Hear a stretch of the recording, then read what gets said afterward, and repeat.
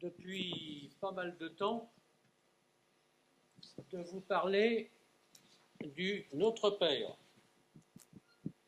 Alors, je sais que le pasteur Jean-Jacques a fait... Oh là. Bon, je crois que je vais me débarrasser de ce chose-là. Le pasteur Jean-Jacques a fait une série de prédications bien documentées à ce sujet au début de l'année. Je ne sais plus exactement si c'était 7. Voilà. 7. Et vous avez pu vous procurer un fascicule au sujet de ces 7 prédications. C'est bizarre ce bruit, non? Et je vous encourage, vous avez pu vous le procurer, je vous encourage à le relire. Alors même si notre thème, c'est le Notre Père, je ne vais pas refaire évidemment et redire tout ce que le pasteur Jean-Jacques a dit. Sauf quand pour la compréhension du texte ou pour en éviter une incompréhension, ça s'avérera nécessaire. Vous savez, même si un autre prédicateur vient après et parle de ce texte, le Seigneur pourra encore y mettre à cœur des choses merveilleuses à partager avec nous. Alléluia, parce que la parole de Dieu est riche, elle est inépuisable. Vous qui êtes jeunes convertis depuis quelques mois, quelques semaines ou 1 ou 2 ans, vous avez pu découvrir les richesses de la parole de Dieu et vous les découvrez encore maintenant quand vous la lisez. Et c'est ce que j'espère que vous faites. Et vous qui avez beaucoup d'années dans le Seigneur, qui êtes convertis depuis des dizaines et des dizaines d'années, vous pouvez encore lire et relire les mêmes choses et découvrir les merveilleuses choses, les merveilleux enseignements, les merveilleux encouragements que nous donne le Seigneur qui nous révèle ça par son Saint-Esprit, qui éclaire nos cœurs et qui nous dirige, qui nous fait grandir en lui. Alors même si vous êtes convertis depuis 80 ans, voilà, ça m'étonnerait qu'il y en ait, mais je n'ai pas de centenaire par ici, mais c'est une manière de dire, même 70 ans, 50 ans, je suis au Seigneur depuis plus de 55 ans. Ou 56, je ne sais plus, on n'est plus à un an près, arrivé là. Eh bien, je me régale encore des choses que j'avais déjà vues. Et dernièrement, il y a quelques mois, en lisant Notre Père, le Seigneur m'a fait redécouvrir des choses. Alors j'espère que pour vous, ça sera aussi une découverte. À moins que vous ayez déjà connu ces choses et puis c'est vous qui allez me les faire découvrir lors d'une discussion amicale, par exemple. Le Seigneur nous révèle aux uns, aux autres, des choses pour nous faire grandir. Alléluia. Alléluia. Le Seigneur sait de quoi nous avons besoin et nous le donne. Tout à l'heure, j'ai reçu dans mon cœur quelque chose du Seigneur et j'ai une parole du Seigneur pour vous. Votre Père sait. Votre Père sait. Alléluia. C'est une réponse pour vous. Votre Père sait que vous en avez besoin. Jésus disait, si donc méchant comme vous l'êtes, vous savez donner des choses, des bonnes choses à vos enfants, à combien plus forte raison votre Père Céleste donnera-t-il le Saint-Esprit à ceux qui leur demandent? Votre Père sait de quoi vous avez besoin pour la nourriture physique, pour le logement, pour le vêtement, pour le travail, pour la santé. Cette parole est pour vous. Votre Père sait. Alléluia. Nous allons lire le Notre Père. C'est dans Matthieu, chapitre 6, versets 9 à 13. Et nous lirons aussi les versets 14 et 15. Ce texte est dit à l'occasion du sermon sur la montagne. Et Jésus faisait quelques enseignements au sujet de la prière. Elle continue en disant « Voici donc comment vous devez prier.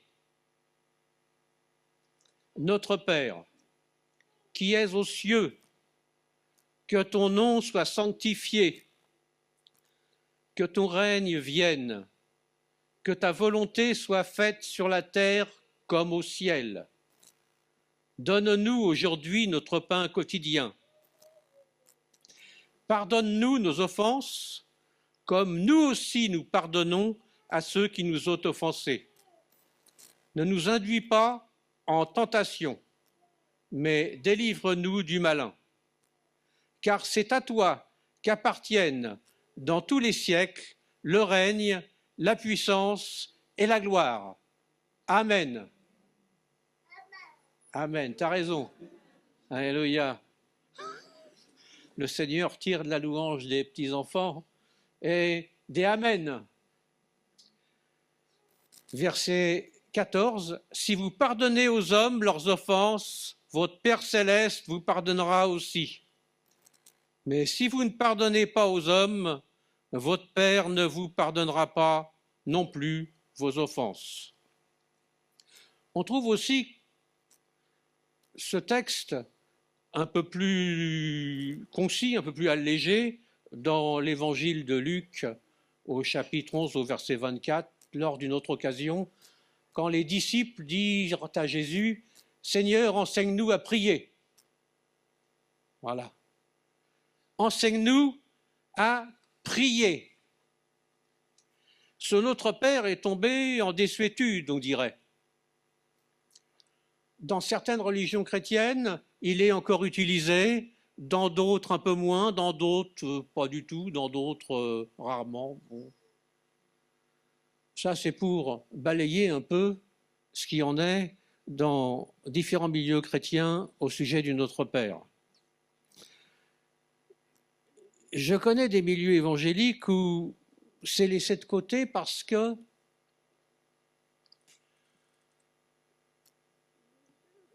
il y a une mauvaise compréhension de la parole de Jésus qui dit « évitez les vaines redites » quand on prie, ou « n'usez pas de vaines redites ».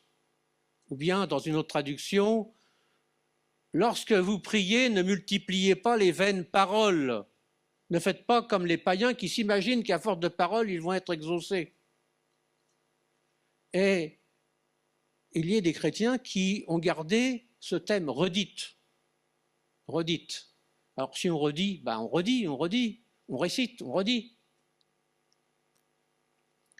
C'est pas gênant lorsque c'est fait du fond du cœur.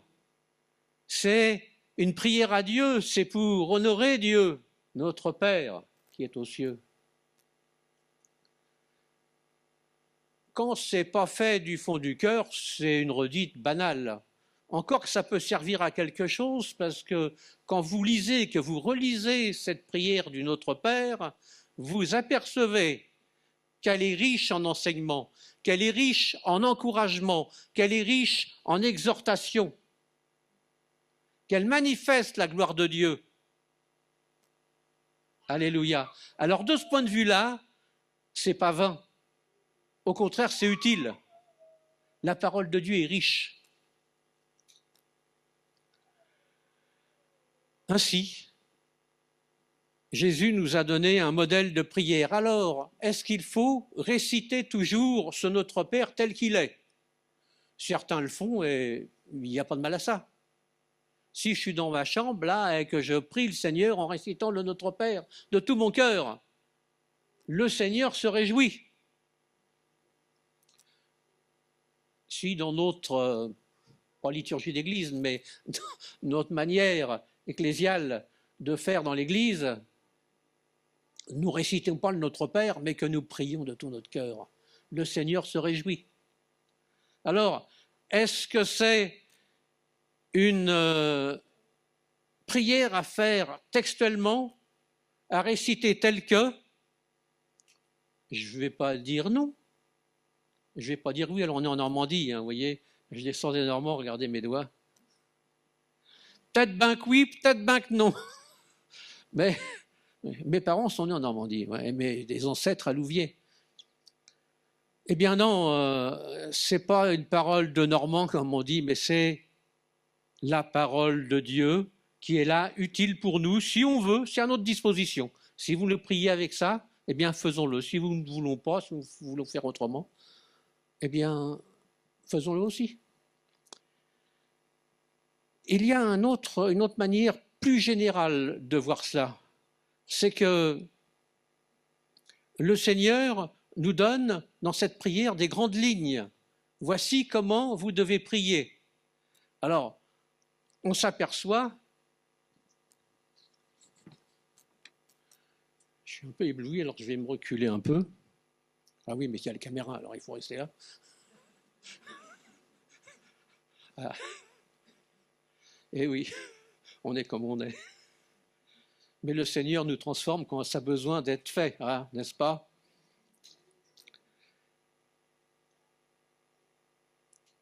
Voici comment vous devez prier. Au début, on s'occupe de Dieu, notre Père, qui est aux cieux.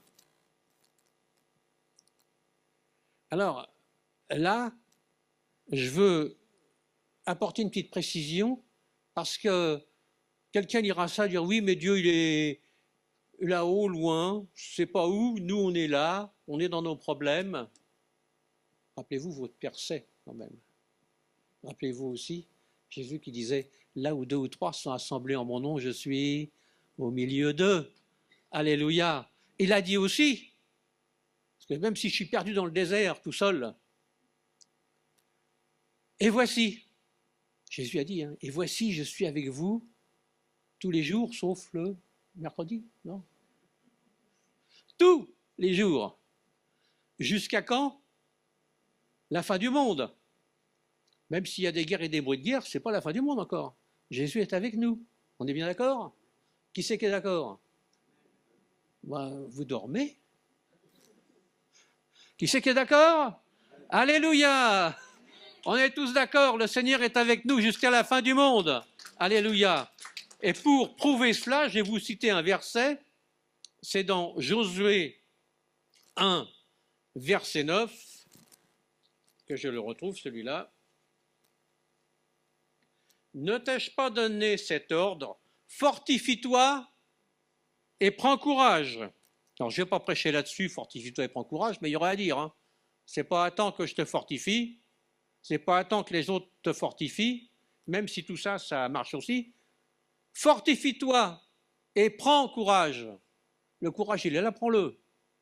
Voilà, quand on est découragé, les frères et les sœurs viennent nous encourager. Je ferme la parenthèse parce que je ne vais pas prêcher, sinon on n'est pas sorti. Ne t'effraie point et ne t'épouvante point. Et c'est ça que je voulais vous dire. Car l'Éternel, ton Dieu, est avec toi dans tout ce que tu entreprendras. L'Éternel, ton Dieu, est avec l'autre, est avec toi dans tout ce que tu entreprendras. Et sous-entendu, quand c'est dans la volonté de Dieu, bien sûr. Celui qui court pour se précipiter à faire des bêtises, le Seigneur n'est pas forcément avec lui. Quand je dis pas forcément, ça veut dire que le Seigneur va peut-être envoyer quelqu'un pour dire « Attends, arrête là, tu n'es pas dans la bonne direction ». Et là, le Seigneur est encore avec lui pour le préserver. Mais s'il persévère dans sa mauvaise voie, ben, qu'est-ce que vous voulez, hein?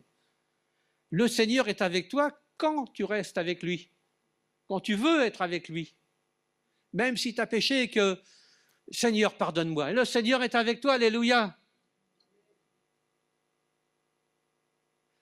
J'ai parlé 2 fois de Rahab ici. Je vais en parler une 3e fois, vite fait, pardon, rapidement.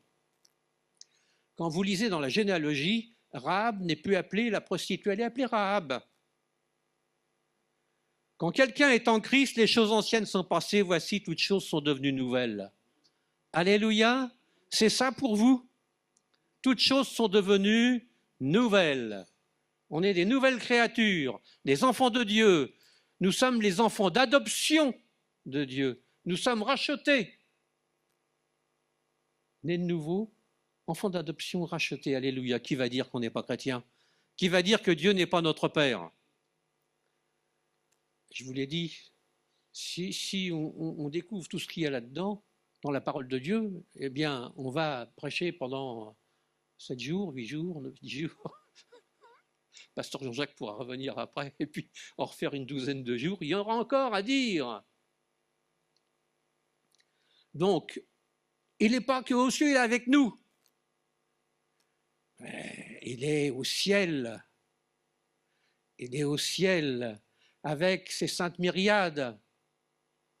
Et le Seigneur Jésus est assis à la droite de Dieu. Il est aussi avec nous tous les jours jusqu'à la fin du monde. Et il nous prépare une place là-haut. Notre Père qui est aux cieux, que ton nom soit sanctifié, que ton nom soit mis à part, que ton nom soit pur, pas souillé. Alléluia. Et Jésus veut que nous soyons à part. Nous lisons dans les épîtres qu'un des auteurs des lettres cite ce que Dieu dit, « Vous serez saints, car je suis saint ». Voilà ce que dit l'Éternel. « Vous serez saints, car je suis saint. Que ton nom soit sanctifié. » Et quand on lit ça, mais ça nous parle. C'est pas être loin comme ça, on veut faire partie de cette sanctification. Sanctifiez-vous. Que ton règne vienne. Alléluia. Un jour, le Seigneur reviendra. Nous sommes déjà dans le royaume de Dieu. Dieu est le Seigneur et le roi.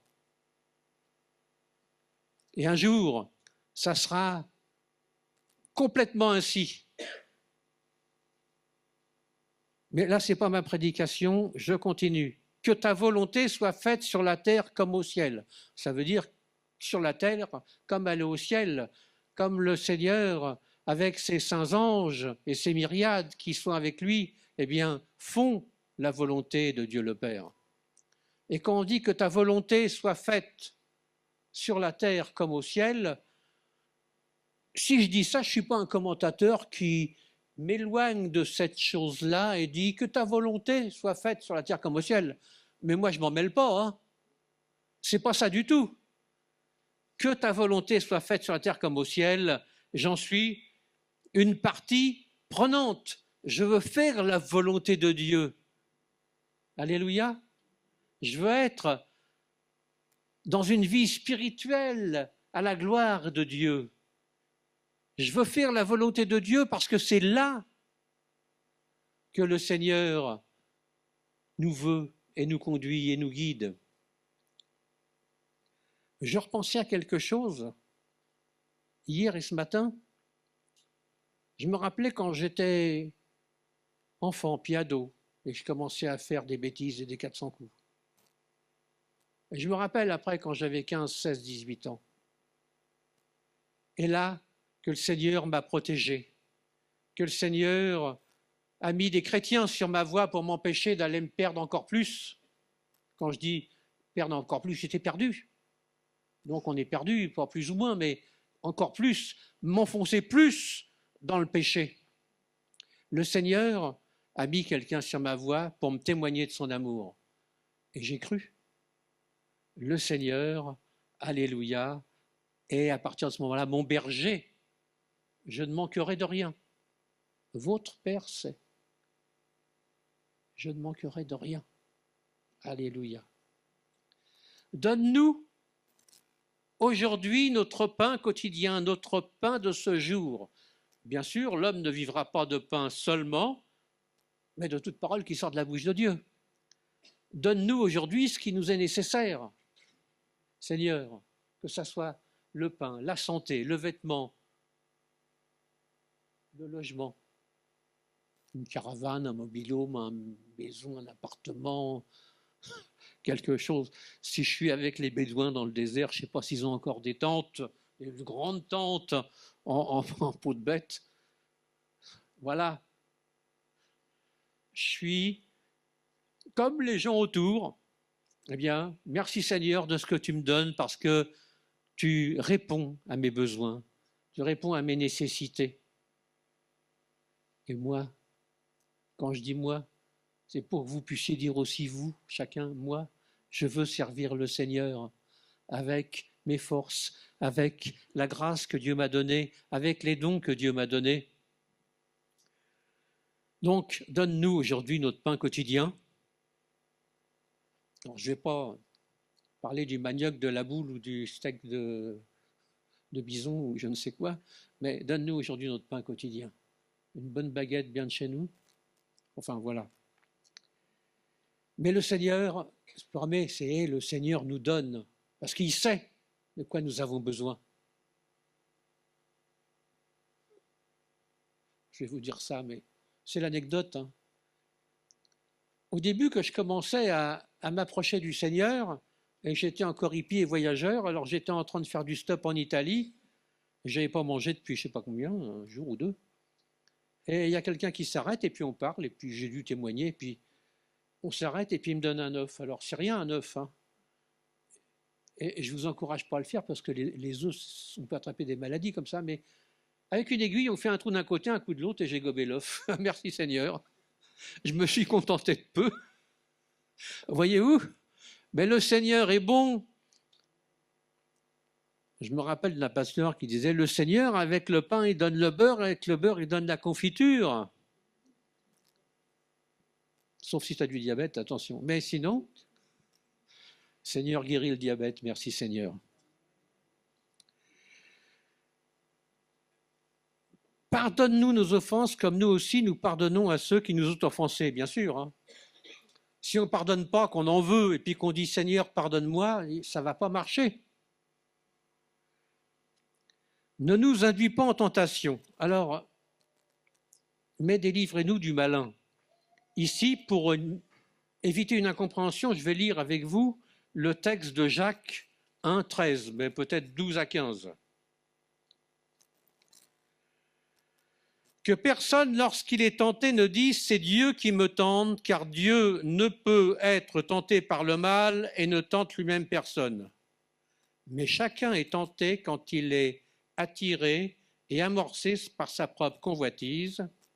Puis la convoitise, lorsqu'elle a conçu, enfante le péché, et le péché, étant consommé, produit la mort. Je vais le dire, hein, je vais faire une pub pour le pasteur Jean-Jacques. Il a dans son excellent fascicule ce verset, notre pasteur Jean-Jacques.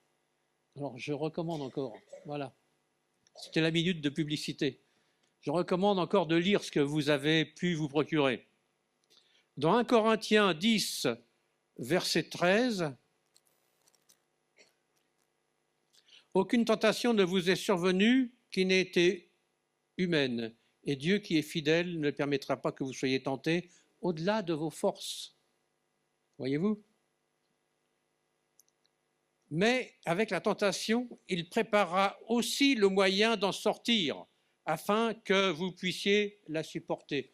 Si Dieu permet la tentation, et il ne tente personne, il permet que nous soyons éprouvés par la tentation, il prépare le moyen de nous en sortir, on ne pourra pas dire c'est au-dessus de nos forces, Seigneur.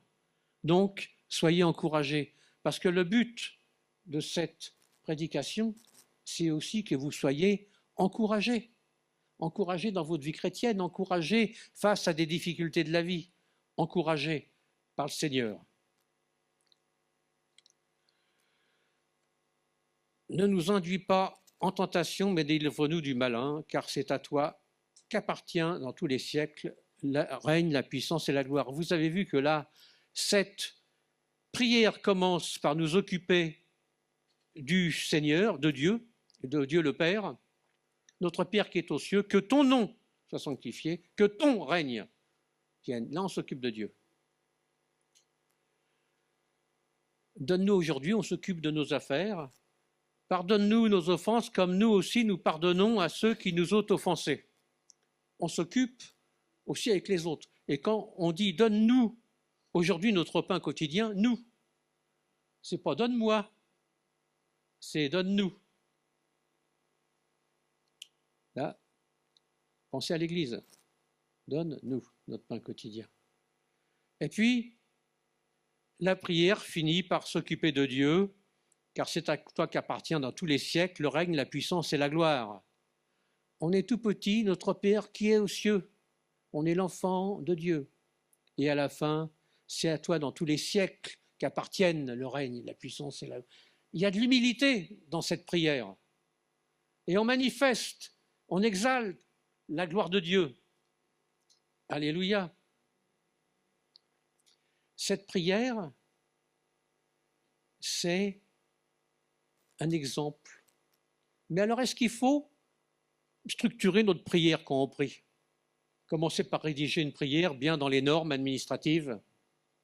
Mais non. Rappelez-vous, Pierre, quand il est allé à la rencontre de Jésus qui marchait sur l'eau. Pierre a marché sur l'eau. Et tout d'un coup, il a coulé. Et qu'est-ce qu'il a dit, Pierre?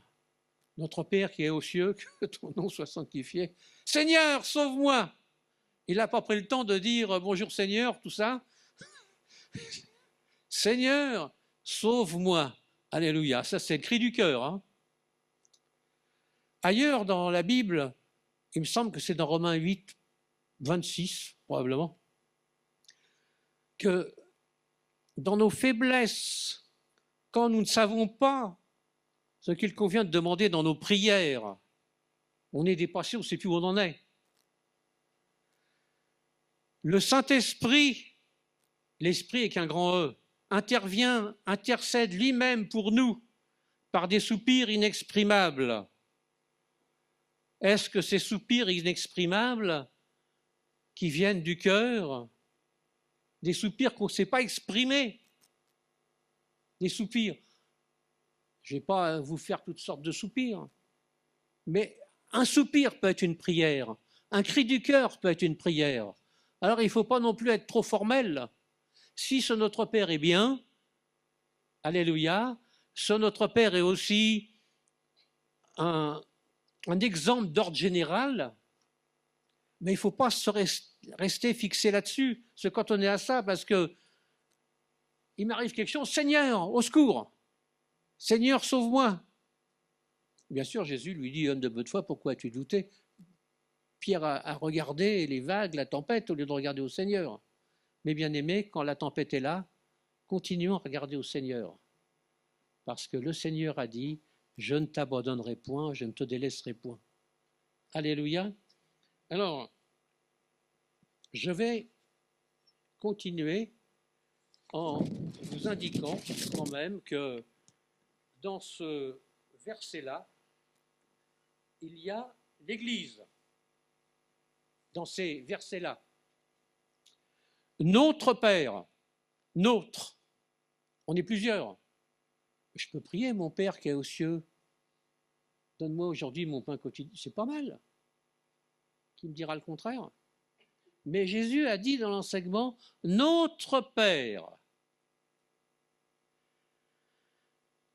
donne-nous aujourd'hui notre. On est plusieurs, là on est au moins deux. Hein. Et là où deux ou trois sont assemblés en mon nom, je suis au milieu d'eux. C'est déjà un début d'église. Ça veut dire que le chrétien n'est pas fait pour rester tout seul. La chrétienne, le chrétien. Pardonne-nous nos offenses, comme nous aussi, nous pardonnons à ceux qui nous ont offensés. J'ai compté, il y a 7 nous, 2 nôtres, 1 nos, ça fait beaucoup. Ne nous induis pas en tentation, mais délivrez-nous du malin. Ça, à mon sens, et de par ce que j'ai reçu du Seigneur, ça indique, ça implique l'Église. Le chrétien n'est pas fait pour être tout seul. Alors, c'est pas simplement il n'est pas bon que l'homme soit seul. Bon, les mariés, les époux, ils aiment dire ça, en général. Et j'espère que ça soit toujours longtemps. Merci Seigneur pour Evelyne. depuis 52 ans qu'on est mariés.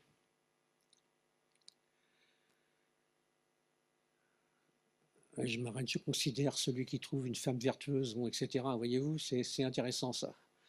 Alors, le Seigneur, eh bien, nous demande à faire partie du corps de Christ. Si dans le Notre Père, il y a des nous, nôtres, ben ça veut dire que déjà, avant que l'Église soit constituée, c'était dans le plan de Dieu, et que déjà le Seigneur l'a instillé dans son exemple de prière pour dire il faut que vous soyez ensemble pour pouvoir continuer à vivre une vie à la gloire de Dieu, une vie qui s'édifie, une vie dans laquelle vous pouvez vous édifier les uns les autres, une vie dans laquelle vous pouvez prier les uns pour les autres. Dans le Notre Père, il y a l'Église. Alléluia. L'Église est dans le Notre Père. Alors, quelle application pour nous, Église de Jésus-Christ? Je vais lire Actes 2, 41 à 43.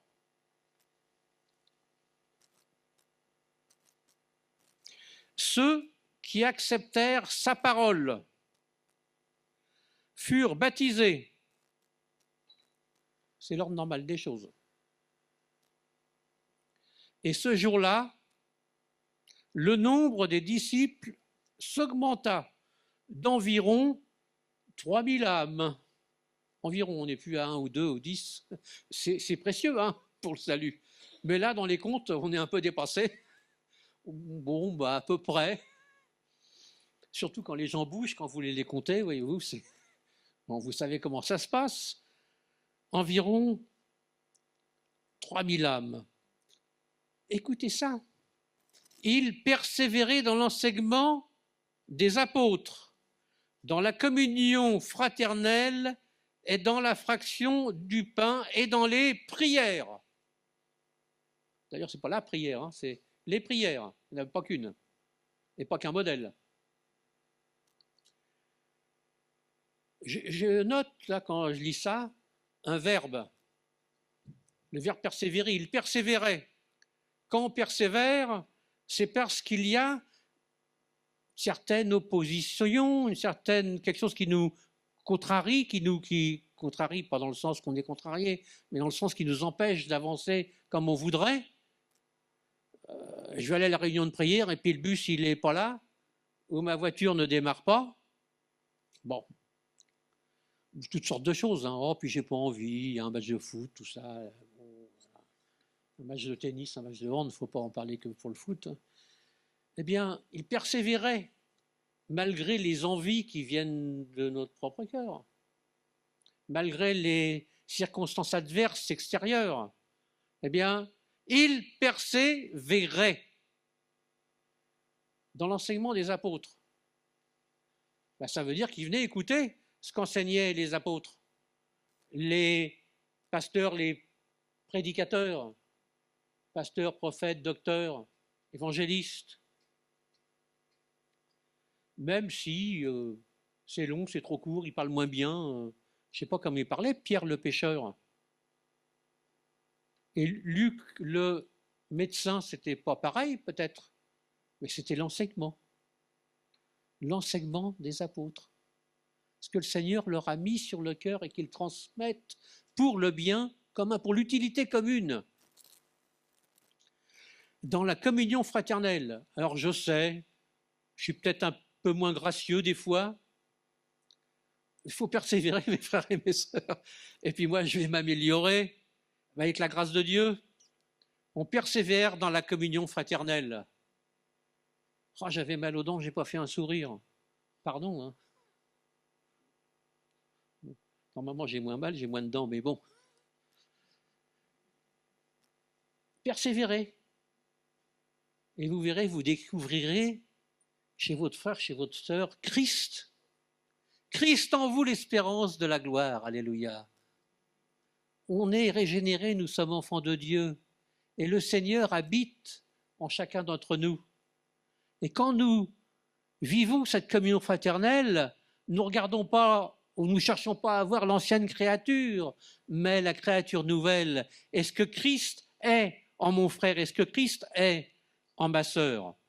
Même s'il y a des choses qui nous gênent, persévérer, aller au-delà pour vivre cette communion fraternelle, persévérer dans la fraction du pain, ce qui va se passer tout à l'heure, et dans les prières. Alors merci Seigneur de cet encouragement, de cette exhortation. Notre Père, donc, c'est un modèle de prière, un enseignement biblique, un encouragement pour la foi, parce que quand on dit notre Père qui est aux cieux, ça manifeste de la foi. Que ton règne vienne. Vous le relisez encore, vous verrez que ça manifeste de la foi. C'est de la prière, et la prière, c'est nécessaire pour la vie spirituelle, pour la vie de notre vie spirituelle, pour notre vie intérieure. Pour nous faire grandir, c'est notre respiration spirituelle. C'est utile pour la vie chrétienne, c'est utile pour la vie de l'Église. C'est utile parce que à travers la prière et la réponse à la prière, on voit la grandeur et l'amour et la fidélité de Dieu à notre égard. Amen. Amen. C'est la bonne odeur de Dieu. Vivre dans la présence de Dieu. Et pour finir, je vais redire en encouragement à mon frère ou à ma sœur, votre Père sait. Amen. Seigneur, je te loue, je te remercie, je t'adore. Je te remercie, mon Père céleste qui est aux cieux. Je te remercie parce que tu es saint et tu veux que nous soyons saints. Tu as fait ce qu'il faut pour que nous soyons sanctifiés aussi. Seigneur, merci. Merci parce que tu es le Dieu d'amour qui prend soin des tiens. Merci parce que tu es toujours là pour nous. Seigneur, donne-nous de persévérer dans la foi, nous attendre à ta grandeur. Merci pour ta magnificence, Seigneur. Louange à toi pour ce modèle de notre Père. Gloire à toi pour tout au nom de Jésus. Amen.